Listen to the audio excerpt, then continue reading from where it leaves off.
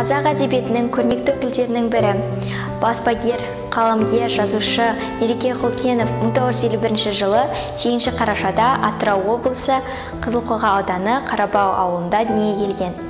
Мереке ағай Мұқыр орта мектебін аяқтап, бірнеше жыл аудандық газетте жұмыс жасаған.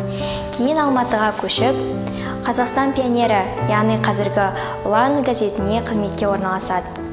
Өндірістен қол үзбей жүріп, Қазму-дің журналистика факультетіне аяқтап, тәжірибе жинақтағаннан кейін өлеңнен қара сөзге, яғни прозаға қарай ауысады. Қара сөзмен жазылған туындылары республикалық баспасөз беттерінде жарияланады. 1970 жылы әскери борышын өтелгеннен кейін 1971-73 жылдар аралығында Қазақстан Компартиясының орталық комитетінің газет-журнал баспаханасында баспагердің көмекшісі болып жұмыс жасайды.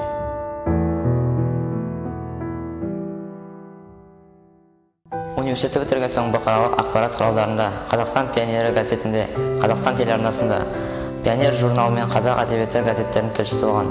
1993-1997 жылдар аралығында Жалын қоғамдық әдеби журналының бас редакторы, ал 1997-2006 жылдар аралығында Республикалық ана тілі газетінің бас редакторы болып келеді. Еліміз тәуелсіздік алғаннан бастап осы күнге дейін өлке баспасының бас редакторы болып келеді. Яғни 2000 жылдан осы күнге дейін Таңшолпан әдеби көркем көпшілік журналының бас редакторы болып келеді. Қазір ол Мереке баспалары жыршысының бас редакторы болып келеді. Оның құрамына өлке баспалары, Таңшолпан, Бала би журналдары мен Евро-Азия газеттері кіреді. Оның Таңғы самал, Үрей, Халел Досмұхамедұлының өмірі мен қызметі кітаптары мен Махаббат мұнарасы және Жәңгір-хан атты пьесалары бар.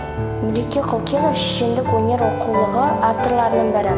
Махамбеттің 200 жыл мерейтойы қарсаңында Махамбет кітапханасы сериясымен 20 томдық кітапты және Махамбет елі кітап альбомын 3 тілде қазақша, ағылшынша, орысша дайындауда жалпы редакциясын басқарды.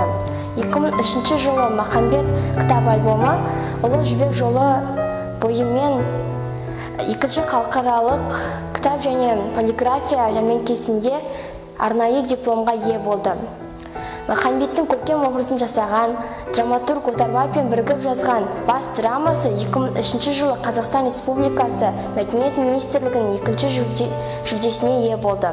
Оның жауапты редакторлығымен генерал-лейтенант Терентьевтің «История завоевания Средней Азии» деген 3 томдық кітабы және Бөкей ордасы мерейтойы 2 жылдық мерейтойы қарсаңында Бөкейский орда 200 лет деген жалпы атпен 6 томдық орыс зерттеушілерінің және орыс саяхатшыларының шығармалары орыс тілінде жарыққа шықты. 2017 жылы осы шығармаларды қазақ тіліне аударып, Бөкей ордасы деген атпен 2 томдық кітап етіп шығарды. Мереке ағайдың идеясымен және авторлығымен ғасырдың көзі кітап альбомы және 10 томдық жыр маржаны антологиясы жарыққа шықты. Құлтегін Тоныкөк кітабы 2001 жылы жылдың ең үздік кітабы атағын жеңіп алды. Мереке ағай ұлттық журналистік сыйлық «Алтын жұлдыз» Қазақстан Республикасының еңбек сіңірген мәдени қызметкері, президент сыйлығының лауреаты, құрмет ордені, парасат ордені, даңқ ордені, Қазақстан Республикасының тәуелсіздігіне 10 жыл медалінің, республиканың Махамбет сыйлығының иегері. 2001 жылы өзі басшылық етіп отырған ана тілі газеті республиканың үздік газеті атағын иеленді.